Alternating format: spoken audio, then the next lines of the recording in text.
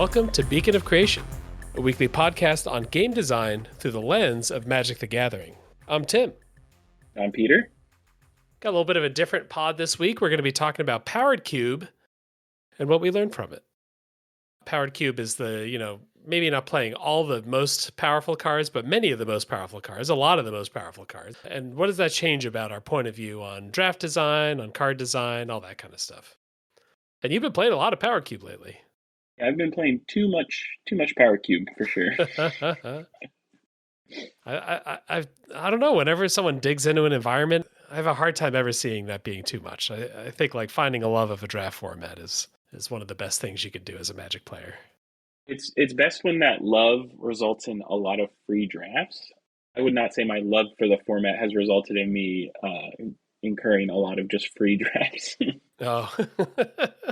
Arena more so than like real life cubes or even like paper drafts of retail sets is really skewed around getting to 3 and 3. So the prizes that you get back for like 0, 1, or 2 wins are like 10% of your entry fee, 20% of your entry fee. And then a 3-3, you get back like 2/3 of your entry fee. And then you get like even closer to paying it back or even getting ahead if you go higher. Maybe the more experimental the deck is, the less you want to draft it because of those incentives. There's like a disincentive to like explore a crazy strategy or something unique or new. Like you really have to reach a level of comfort of like, shout out to Badger Mole Cub. That's the last card I drafted. Oh, okay. That was like I haven't played Badger Mole Cub yet. I just want to see what happens.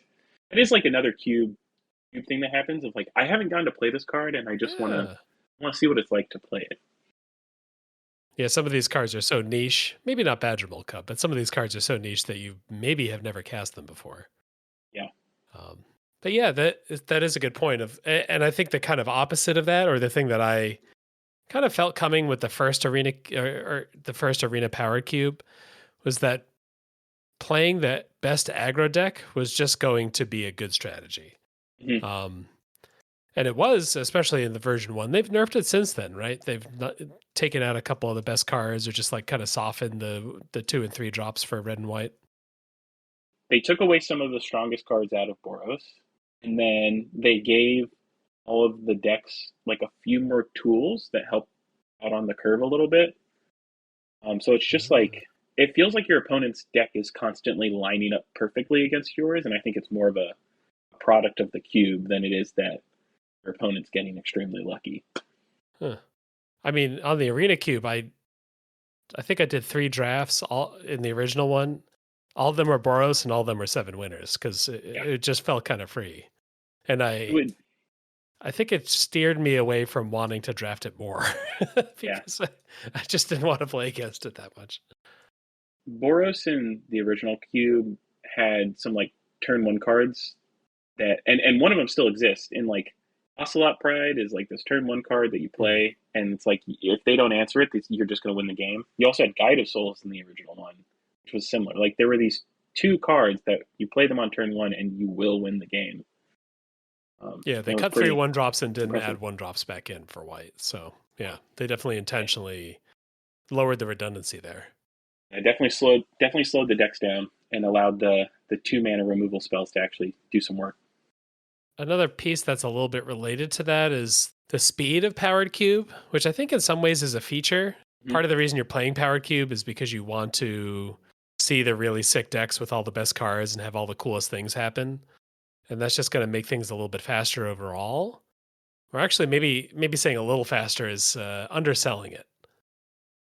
The thing you're trying to do is you're trying to cast some of the most powerful cards in the game, and then you're also trying to do things on turns you're not supposed to do them on to obviously increase the power level. And the fact that you're trying to do things so quickly and the fact you're trying to see some of the coolest cards in the game sometimes work against each other, right? And this is true of all Power Cubes of like, I want to both win the game on turn 2 or 3, and I want to play like 9 mana card using all this fast mana essentially. And sometimes those things don't work well together. I guess like data-wise, one of the other kind of funny things that will probably fit into some of our other points here is that we actually have a lot of public data on the arena powered cube that we have never had. I mean, I've probably done 25 or so paper vintage cubes in my life, but I never had like the hard data. I just had sort of like watching videos, talking to other players, being on discords, reading articles, like just sort of like a general idea of what was good, what wasn't good. But now we have sort of like, no, arena cube is 2 turns faster than any other format on Arena. It is like substantially different. You know, the cards that are good, the Boros cards as it was, um, were way better, way more consistent than anything else. It's got to be one of the most like data mined cubes of all time, right? I mean, you're not competing against very much, but like compared to Vintage Cube, like there's got to be way more data on Arena Cube. More people play Yeah, Arena. You're yeah, getting way more games because like it's best of one, and people are just firing off, firing off. Um, yeah, and you know the games. If the games are fast, that means people want to play it more, perhaps. Um, there's a component to this that I'm pretty familiar with the website Cube Cobra. So Cube Cobra for a long time had like um, basically draft bots that could draft for you to test your cube out to do all that kinds of stuff. And then what the bots pick is sort of global across all cubes. So you know, Lightning Bolt is a good card, so it will pick it fairly highly. That your cube happens to be a cube where everything has 4 toughness, it doesn't know that, right? mhm. Um, so a lot of times people want to say, well, I want to do the rankings based on just the test drafts in my own cube. And it's just not feasible. You need hundreds, you need 1,000 drafts of your cube in order for that data to like actually inform the bots enough for them to be pretty good at drafting your cube. And I think kind of related to that, your friends or the people you're playing with, you know, play testing something with you, whether it's Power Cube or your own draft set, are not going to hammer the good deck over and over. They're going to want to play a variety. They're going to just like see a new rare and just go down that rabbit hole. Even if they're players that like to win, competitive, good drafters, whatever else, they're unlikely in like a more casual kind of designy format, I guess is what I'm thinking. Like if I'm thinking of the kinds of things we talk about on this pod, like my own sets, my own cubes, people are not trying to, you know, look at the list ahead of time, determine the best list and hammer that. They want variety, which means you can't learn everything about what's actually good in your cube. Mhm. Specifically, maybe even like what's bad in your cube. Yeah. There is like this element to Power Cube on Arena that like it almost pushes out the bad decks because you don't want to draft those because you're kind of putting a little bit of an investment into your Arena Cube. I guess the because you're really looking to hunt out those really high value things, um, it's a little different from normal draft, where normal draft, like the the best 2 card combo you're going to do is not game ending. It's just Mhm. cool. It's just a little better than normal. Whereas the best 2 card combo you'd do in like Arena Cube is like definitely a game winning play. Um, Right. but it's a little more heartbreaking on the draft side, maybe, or maybe addictive, or I don't know what you want to call it. It's a little different on the draft side because you see something, you clock another thing, you hope it's going to come back, and it doesn't. You're like, oh, that's so sad. Yeah, there's this like doing the draft and you're in one deck and you see a guard card go by that's like, oh, that card is terrible in my deck, but I want to play the deck that gets to play that card. Hmm. And then you draft it, you know, you want to draft again, whether it's your friend cube or power cube. You're like, that was that was the thing that keeps me coming back. I now I want to draft that deck. Now I want to draft this other deck that my friend played. That kind of stuff, Yeah, yeah, yeah, and that's different than standard draft sets. Is more challenging to get to draft the deck. It's like a little bit more rewarding. If I'm yeah, playing a standard draft set and it's like I just have to draft the cards that are in this color, right? Oh, I want to play the green white deck. Well, I just need to see the green white yeah. cards. Oh, I can do this splash, but Mhm. I'm mostly just following my 4 bombs or whatever. Yeah, Yeah. Versus like in Cube, you're kind of sometimes you have choices within the deck that you're constructing. yeah. Oh, I'm building Storm and I can either take card A or card B. And if I take card A, then card B won't wheel. Which one do I want Hmm. to choose? And that's going to maybe steer my decision. I guess another component of the kind of two card combo-y stuff is that people who have drafted any number of cubes will see a card and then assume other cards are going to be in there. Mhm. An example that you came up with is Hull Breacher, which is a merfolk that when your opponent would draw more cards in there, whenever your opponent draws extra cards, you get treasure instead. So you stop Mhm. their draw and you get treasure. And when people say that, see that, they just assume that certain cards are going to be in the cube. Yeah, you're thinking that I'm gonna be able to find a wheel that then like ends the game because I lock my opponent. I Yeah, draw 7 cards and my opponent draws 1 card. and I get 7 treasure. Right. And then so it's just like game over from like people will scoop to that. Like Hull Yeah. Breacher is the one that came to mind because I could very easily see someone saying like, "Oh, I'm like in my cube. There's a blue white flash deck, and Hull Breacher is this cool like counter to some of the like control-y draw card decks. Hmm. Put Hull Breacher in. I could see myself stumbling into like, oh, Hull Breacher, so there's like wheels in this deck. Like, no, it's more Hmm. just like a little tempo card. Like, oh, well, that's not really what I thought it was going to be, and it's how they applied it in their own cube. Because when you're designing your own cube, you can kind of make those decisions of like, hey, this is the type of decks that I have here. These are the type of things that I'm trying to enable.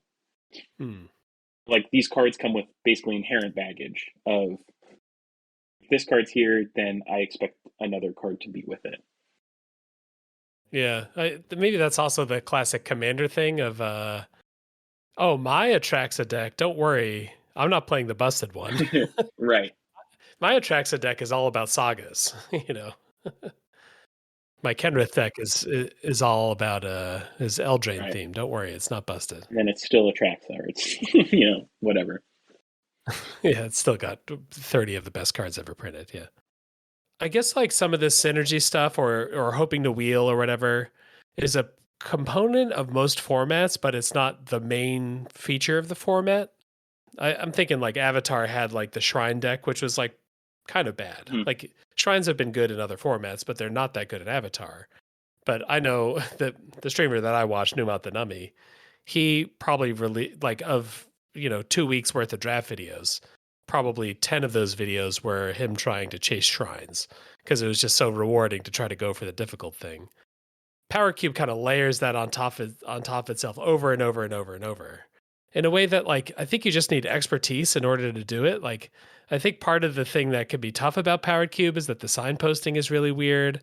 What cards actually work together is really weird because everything's strong. So I should be able to just say, "Hey, give me the kind of like good green and red cards, and then my deck is good," right? This kind of goes into It this, doesn't quite let you as do that. there's some decks that basically only focus on speed and doing one thing. Some decks focus on like, oh, I'm gonna have eight combos and I'll draw one of them at some point. There's just like doing a fair thing, and Arena or Hmm. Cube in general kind of asks you to kind of pick a lane, and the pros and cons of doing that at any given point. Yeah. I think of that as sort of like a classic vintage cube thing that has slowly sort of I don't know. My impression for the when the first powered cube came out was that the arena cube was that it was a very classic style cube. Red and white were very good. Mono green was about being mono green and ramping. You know how good or bad it was. It was what it was. It had storm. It had a lot of these classic combos, stuff like that. But one of the things about vintage cube, or at least the vintage cubes that I've done the last couple of years, is that like the commander cards, like the Fallout cards or the, Lord of the Rings cards, like cards that were for other formats, Fourth Air Lingus from the Lord of the Ring commander. Like these were crazy high powerful gold cards, I guess you'd say, or sometimes monocolor cards. And there the objective was a little bit more about how do I Hmm. manage drafting 3 to 4 colors worth of bombs? How do I make my mana base good? Can I play just like the world's greatest mid-range deck?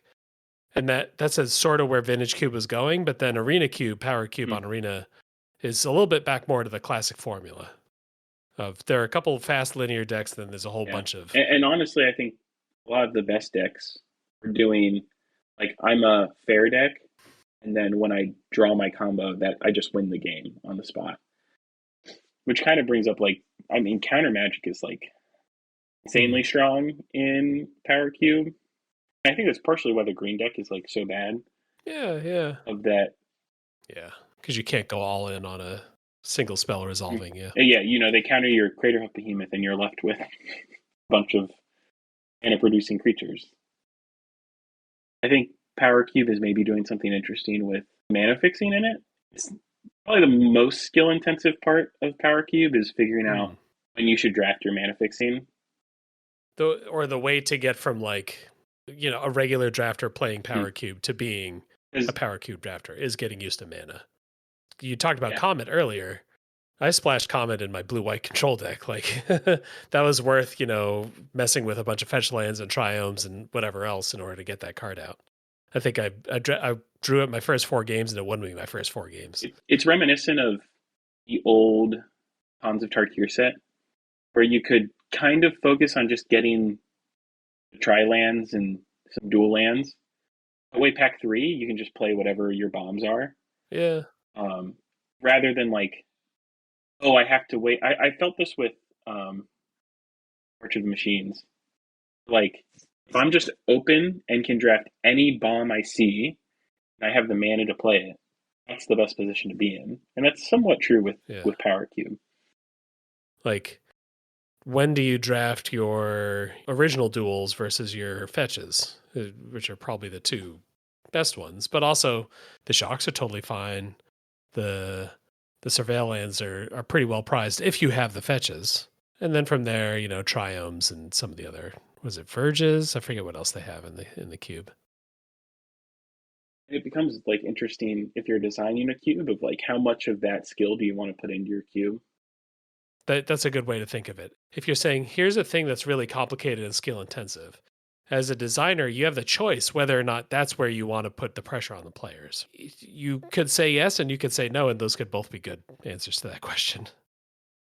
Old vintage cube, it used to be like if you wanted lands, you had to pick them pretty Mm, early, or else you weren't getting anybody. And Power Cube has like enough lands now mm. that you can get some really bad ones towards the end of the pack. And you don't particularly want them, but you do need the fixing to some extent to make your draws smoother.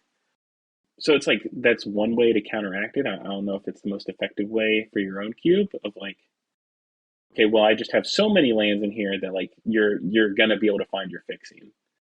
I guess the other thing with mana is fast mana is just so much better than everything else. And also, we kind of know intuitive, like they don't put it in sets anymore. They don't really put fast mana, like really kind of anything busted.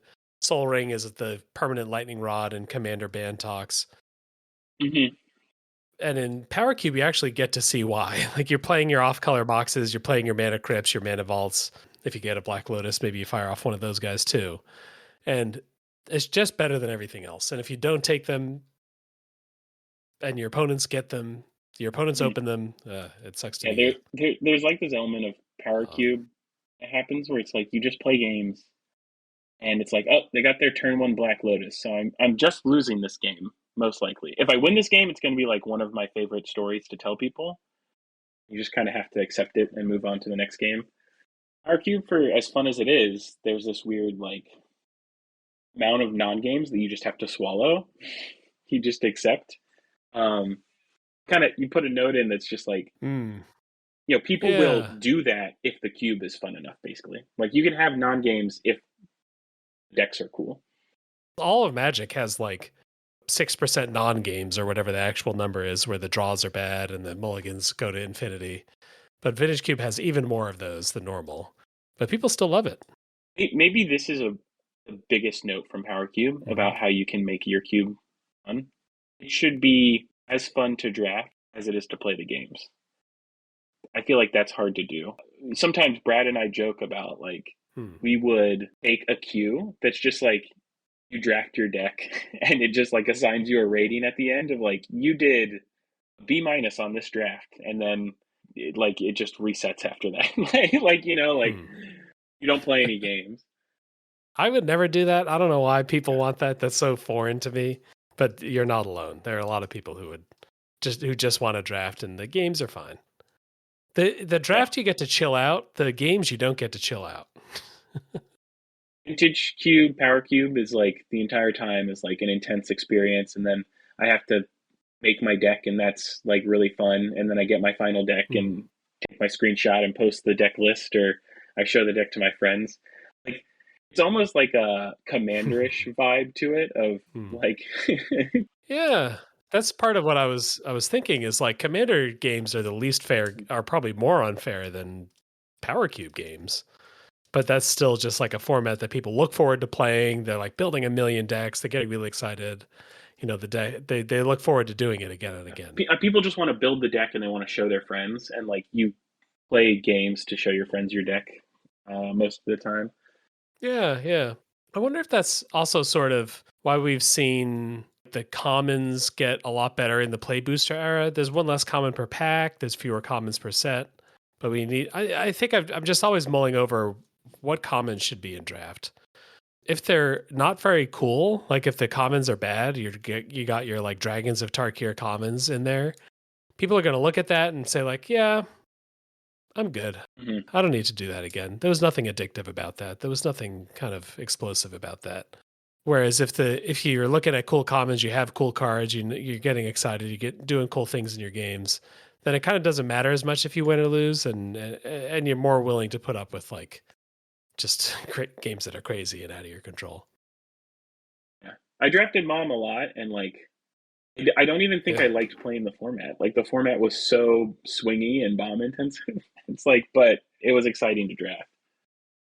The strategy for developing your own magic set is usually like get the commons and maybe the uncommons up off the ground. Make sure your mechanics are cool and do a lot of practice drafts there. But that is not the same chemical element as the thing that makes it sticky and exciting. That's the part that makes it fair and functional, you know? Yeah. I've definitely been part of drafts where like the rares aren't in there yet. And so my draft strategy is just pick Mm. whatever because there's nothing pulling me in a direction. And the draft is not fun yet when you're doing just commons and Yeah. uncommons. That kind of makes me think of another thing that like I feel in Premier Draft this happens less. You're kind of looking for the thing that pulls you. Versus in Power Cube, Hmm. you're trying to stay open so you can kind of pick your spot. And maybe that's less so. I remember in old Vintage Cube, like taking a colorless card first pick was such a popular strategy because it just let you draft anything. The colorless cards were generally pretty good. But in Powered Cube, I do notice I'm more willing to pick like a colored card first pick. You really do want to Hmm. stay flexible and be able to like, okay, there's this great card came to me. Maybe that means this color's open. The potential for a couple cards to combine and make for a sick deck is so much higher that Mm-hmm. speculating is maybe a little bit better. I don't totally know if that's how I draft or not. I'm not sure. I don't think I'm necessarily often thinking, oh, this puts me in a bad color because I can remain flexible and go other directions. I mentioned earlier, Hmm. I try and avoid the Boros cards because I don't want to be in Boros, but that's usually for a two color card. There's not very many Hmm. times like a monocolor card will just be like off my radar. I don't know, when you draft enough, there's some context that begins to develop, and you probably don't see this in like most cubes people make. It's like everyone starts to learn to avoid green because green is super weak. But you do see that when you have this many people drafting. And a lot of the win rate stuff is that way too. It's a little hard to generalize some of this stuff because a lot of it's just like your impressions from specific cool cards that you've played. So I've got 17 lands, the boon and scourge of all online discussion about power level. I've got 17 lands up. They've got data that they've collected from people who willingly submit data to it about every draft format on Arena. And this was one of the early signals that maybe Boros was like giga busted in version 1 of Arena Cube. And we're going to use it for a little game here where I'm going to just be picking cards that are either a B, which in this case means they have a win rate, north of Yeah. 57%, or an F, which means that they're like 50% or below. People who submit to 17 lands and use 17 lands tend to be, 54% winners. So if you're below like 54 or 55, you're actually, worse than average as a magic card on. If you have a catchy title for this game, put it in the Discord. Ooh. the Snack or Whack, which doesn't apply here. There you go. Yeah. Greater Garbage is the Lords of Limited version. But yeah, we need a good version of this. Juice or Act or I don't know. Juice or Fruit.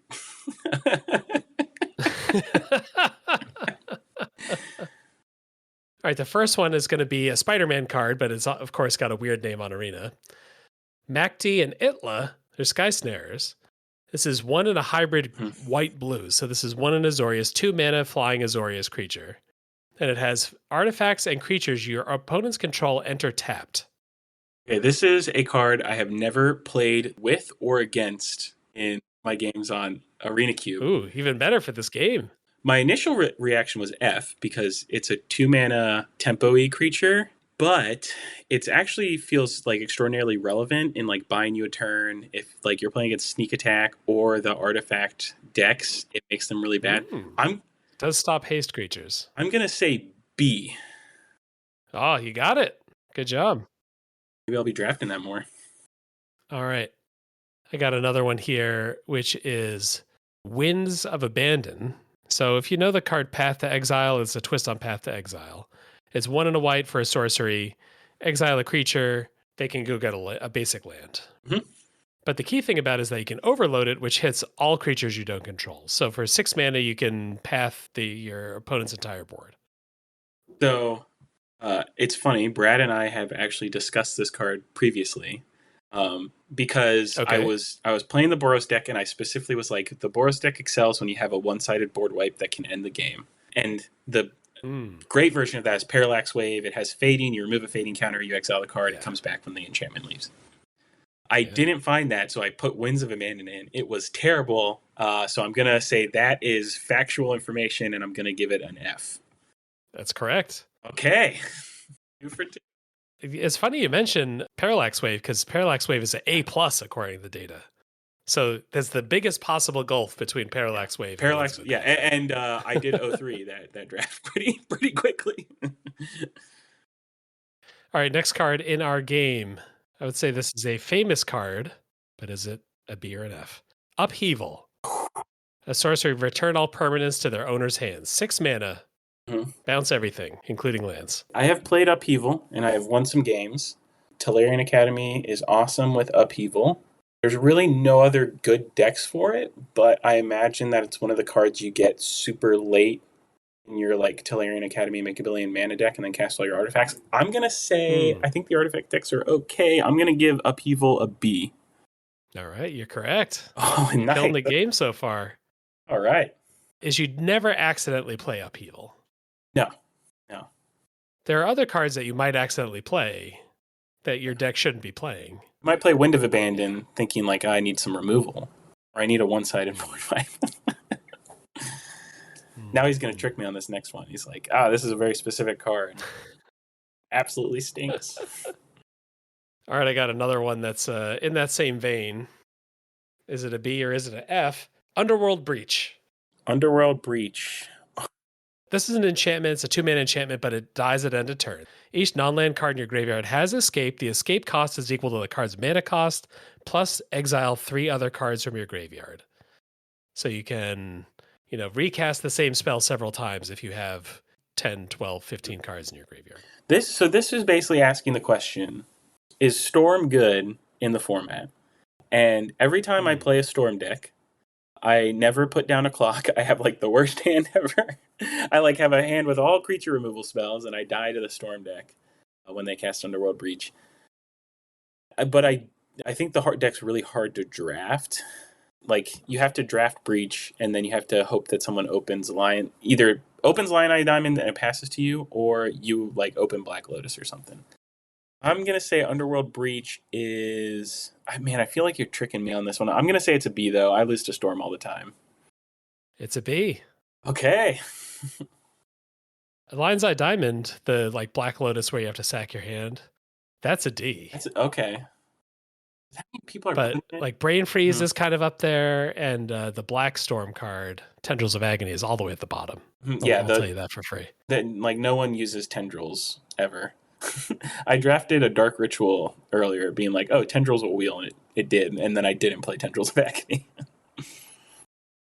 All right, you ready for another card? Yeah.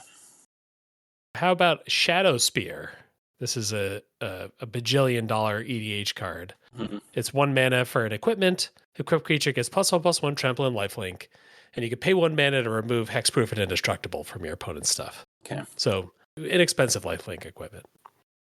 So if you need lifelink, there are like way better ways in the that like you want Barrow-Goyf. That's your lifelink card. That's like a 3 mana lifelink Death Touch, and then you get a card back from your graveyard when it deals damage. And then the indestructible is like niche relevance. I'm gonna go with an F on Shadow Spear. You got it. Okay. You're killing this game. Okay.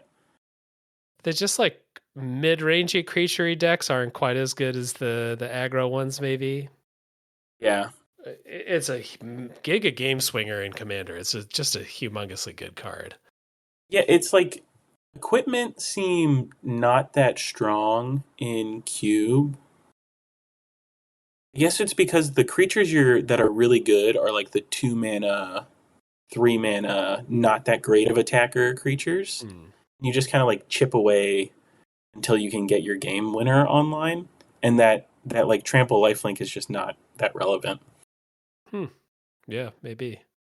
All right, maybe we are moving into some mid-range aggro action. This card is either a B or an F. It's Scythecat Cub, which is 1 and a green for a 2/2 trample. It has landfall and a slightly complicated landfall. So landfall, whenever a land you control enters, put a +1/+1 counter on target creature you control. If this is the second time this ability has resolved this turn, double the number of +1/+1 counters on that creature instead. So green has not felt very good in the cube. Fetch lands, I feel like, are really hard to actually get. Like you have to really prioritize them early, and then you're kind of missing out on some bomb cards. Like you can't prioritize fetch lands too much, and that's where this card really goes crazy.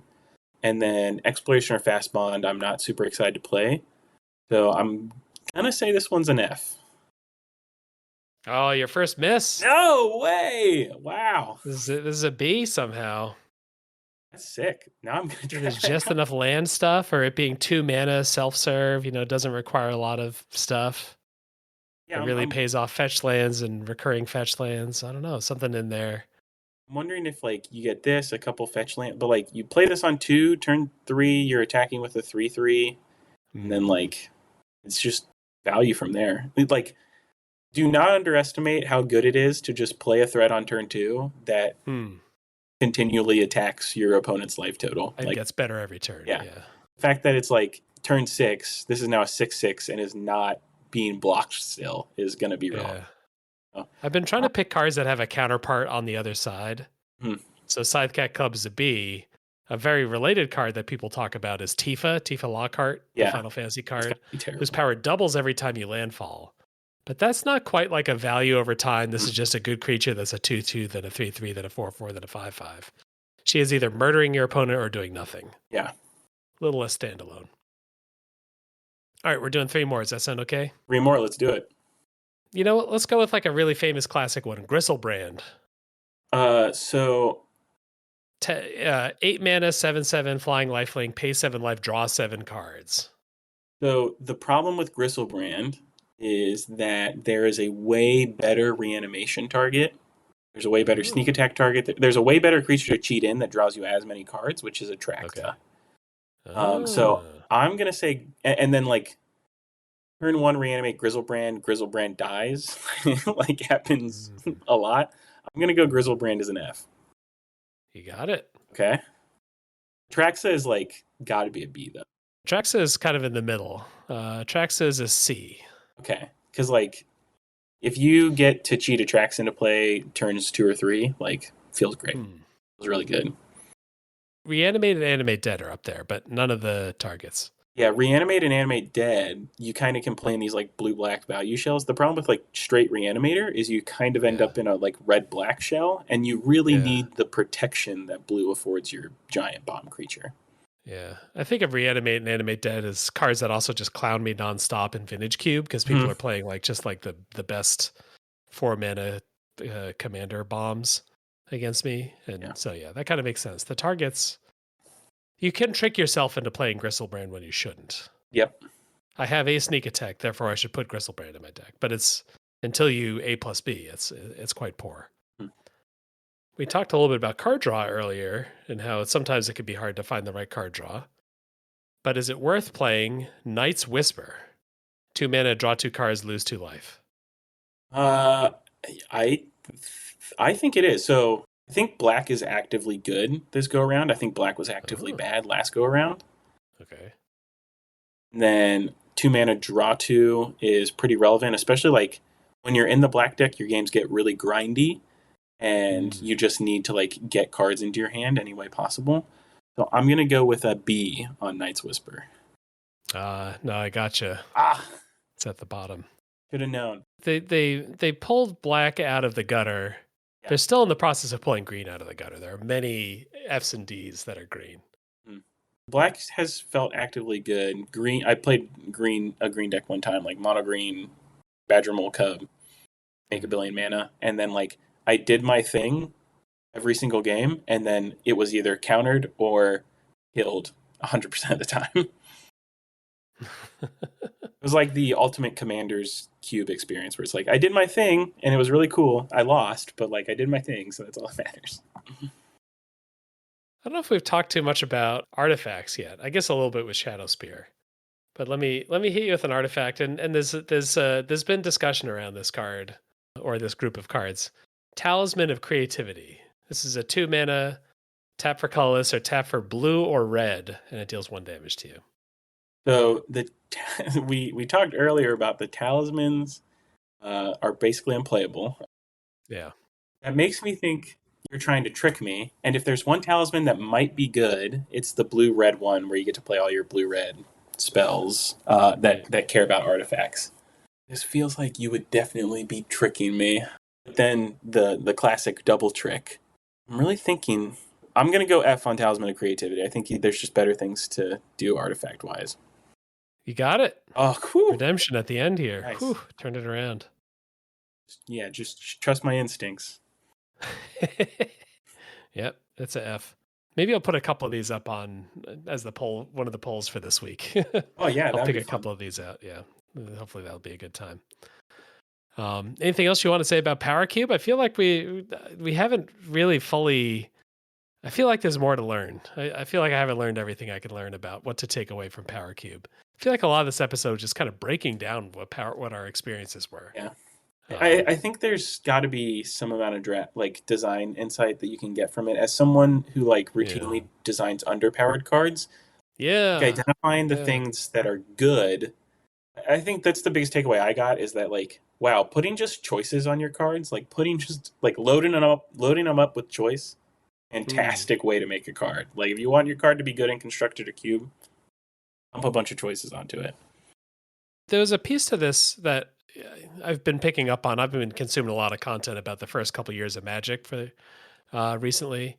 My synthesis of what a lot of the designers who designed like the Ice Age kind of cards or Homelands or Mirage, that era of cards, like a year or two after Alpha, is that they were often like wardens of cards, keeping out cards that were too good. We need to make sure that we don't let in cards that are too good. Like this is a really important thing that we have to do. We saw there were a million broken cards in Alpha. It's our job to make sure the good cards don't get in this set. In some ways, that represented like an overall powering down of all cards, where you saw a lot of Drek for a long time. And maybe Power Cube is kind of showing us the opposite world. What if you let only the good cards in? What if you just kicked out every card that was bad? And what kind of experience would you have? And I think people would probably rather play Power Cube than Ice Age Alliances Limited. That's my guess. Yeah, I think so. This is from your resident lover of bad cards. Like the good cards are way more fun to play. I mean, if anyone's holding an Ice Age Alliances draft, I'll be there. Let me know. I did a Fallen Empires draft. I've done that, and that was an experience that I enjoyed despite its nature. Yeah. Despite Fallen Empire's best efforts, you had a good time. Yeah. Anyhow, find an excuse to put in your good cards. How do we shape our cards Do we need the commons to have synergy to be really good? What can we do to get these good cards in here? Because they'll be exciting, and the more exciting the cards are, the more people will be likely to come back. But before we get out of here, I always like to remind people of all the sweet stuff to get into with our community. I feel like a bunch of our threads or a bunch of our channels have just been going lit up nuts all the time. We have You Make the Pack going, and people are just talking nonstop, voting. So this is make a pack of cards, one card at a time, or maybe 2 cards at a time in some cases. But we're about halfway through that process. There's been a lot of threats. There's a lot of cards that are related to battles, but no actual battle has made it in yet. The voting, people just have not managed to breach the defenses here and actually get, won the battle of getting a battle in. It feels like it has to happen at some point. Yeah, there will be a battle. Who's going to design the battle good enough that the voters pick it? And that is a real challenge. Like, as someone who it is has spent time designing battles and trying to design battles and thinking about battles, I'm like, I think this might be the worst card type in Magic. Like, I don't know if battles. I describe battles as hat on a hat. Like, you know what's really fun? Combat. You know what we don't need to improve on? Combat. It's done. Yeah. Like, yeah, killing your opponent's already fun. I don't need a reason to attack. Yeah. Yeah. So you make the packs going nonstop. Then a bunch of our other channels, we've had a bunch of drafts fire lately. So if you just want to like sit in, whenever I talk about this, people always say like, well, I don't really have time to play all those games, or I don't know how to use cockatrice or whatever. You don't have to. Just jump in the draft portion, make a cool deck, and show it to each other. This is your dream world. Hmm. So yeah, hit up those the playtest channel when those pop up. And then another thing I want to highlight that I've really enjoyed is a member of our Discord, Jalaba, I hope I'm getting your name right, has been designing a card each day and posting those to us. And that has just been like a nice little nutritious, granola bar at the start of each day, or just read a cool card. Maybe I've got some feedback. Maybe I just keep it to myself. But either way, you can see just like a cool card every day from a community member. Yeah. I can't stress how impressive it is to make a card every single day. Like, yeah, doing it 30 days in October is already hard enough. And so proven to be difficult. Yeah. Very impressive. They've gone the entire years. It's been 12 days into the year, and it's still impressive that they've gone as far as they have. So I'm really rooting that they can make it to the end of January. And then after that, sky's the limit. And then finally, we always like to talk about our design challenge for the month. This is your way to like really interact with the pod to get on the pod. And it's usually also a pretty big challenge. This is something people spend a lot of time on. But the way this works is we got a challenge, then a couple bonus points. The challenge itself is Janice Two-Faced, design a non-creature double-faced card. This is probably going to be a modal double-faced card where you kind of pick which side you want to cast. You could have like a transforming artifact or land or something like that.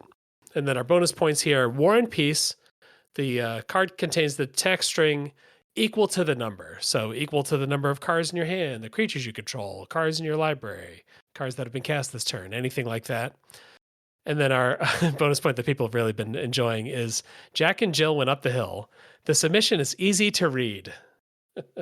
and from the Beacon Discord, I just like to say, how dare you? Yeah. I mean, part of the joy of the design challenges is that we go really deep and we have to dig through all the mechanical implications of all the words people put on cards. And when we have double-faced cards, that's going to be a even more powerful process, even more time-consuming. So if you can give us just a little extra juice, we're going to be a thing we don't normally do, but we're going to be evaluating how easy these cards are to read and deciding whether that they earn the bonus point. Have you gotten a card going yet? Yes, yeah. I've got my card is submitted, and here's my sneak peek for you, Tim. I know you try and go in blind, but my card is silver bordered. There we go. Yeah. You know what? Silver border, a little less design space has been kind of mined out there. So maybe there's still some really simple things to get to on that. So I like that. Yeah, I like cards of all types. You want a two-sided battle where both sides are battles? Yeah, give that to me too. But get it to us before or on January 30th so that we can review it in time. You like the double-sided battle? I don't know. I feel like that might be a cry for help. Hey, maybe people don't vote in your battle and you make the pack, but you still love it. If it fits the challenge, submit it to us and then we'll at least read it on the pod. But that'll be about it for our podcast for the week. Hope everyone enjoyed it. Hop on the Discord. That's where all the action is. And thanks for jumping on, especially kind of late in the game for me, Peter. Yeah, so I go back to school. January 20th is my next start date. So okay. It'll be, I've got to have some fun, do some things I normally don't get the chance to do while I'm at school. But I will be radio silent then for about another 3 months. All righty. Well, best of luck on your education there. Any movie recommendations you want to tell people about? Oh my gosh, I watched so many movies today. Me and my girlfriend just spent the entire day watching movies. She took the week off so we could have some fun. I watched the 1998 Godzilla, and it's just like absolute trash, and I absolutely love it. And I remembered all the scenes from when I was a kid, and we watched it over and over again. And I just love that the mayor and his aide are Siskel and Ebert, and they're just like irrevocably. It's people playing them, but they're clearly supposed to be Siskel and Ebert, and they're just like irrevocably horrible, the both of them. Oh, they're like rotten, or yeah. They're like Ebert specifically is a bad guy in that movie, and it's because the director Roland Emmerich, he gets his movies panned by Ebert, like consistently. So Ebert volunteered to just like pan the movie as it was being made. No. Ebert isn't in the movie, but it's like a played parody by someone, who's clearly supposed to be. Wow, that's petty. Yeah, it's very, very. That's bad. It's delightfully petty. Yeah. Awesome. I kind of grouped that in my mind with Independence Day. Yeah. Do you know that movie? Yeah, same director. Oh, okay. Well, so it was he had a run that was Stargate. Yeah, Stargate, Independence Day, Godzilla 1998, and then The Patriot. I think that was like an 8-year run he had. Okay. Really big movies that I feel like have not aged. Independence Day has aged great, but I think the rest of them have not aged very well. Oh, Independence Day is still good? I'm a fan of Independence Day, but that is like another childhood favorite. I kind of just grouped those all into like movies that I watched when I was a teen or whatever that I knew I had no conception of what taste was, and I was simply just absorbing movies. Yeah. I just describe him as a director of like, he's turned, like many directors, it's like an art form to them. I feel like he has managed to like very much turn it into like a job of like, you get the same product every time. It is like consistent, on time, on budget, will usually turn you a small profit. He's had some huge profits in the past, and then he's also had some really bad flops because that director himself is like, he's made some mistakes. Let's put it that way. So, like in the way that he does his movies, he's made some mistakes. So. Very spectacly, I'm looking down the list here. Yes, they're like the big Day After Tomorrow, 10,000 BC, 2012. Like, think of the huge summer blockbuster. Like, that's the movie that he makes. It's just these like huge, epic, like summer blockbuster. You go as a family, and you watch that movie. But Godzilla was like dumb enough that you were just having a great time. Yeah, it gets really draggy towards the end. I almost turned it off. So I'm kind of over it. 219. Dang. Yeah. They went a little long on a disaster movie there. Mm-hmm. For a Godzilla fan, this is like horrendous. Like it's a complete mistreatment. Yeah. Godzilla -1, I saw that. That was pretty sick. Godzilla -1 was awesome. And I learned today there's a black and white version that I really need. Like, that seems pretentious to me. Really? No, I love. Hold on. I love. End the podcast now because I got to take Tim out back. All right. Well, let me do the outro and then you can okay. call in that hit. All right. This is your last words. If you need to reach me, well, don't bother because I'll already be dead by the time this pod's up. But find Peter on the Discord. And most of all, thanks for listening.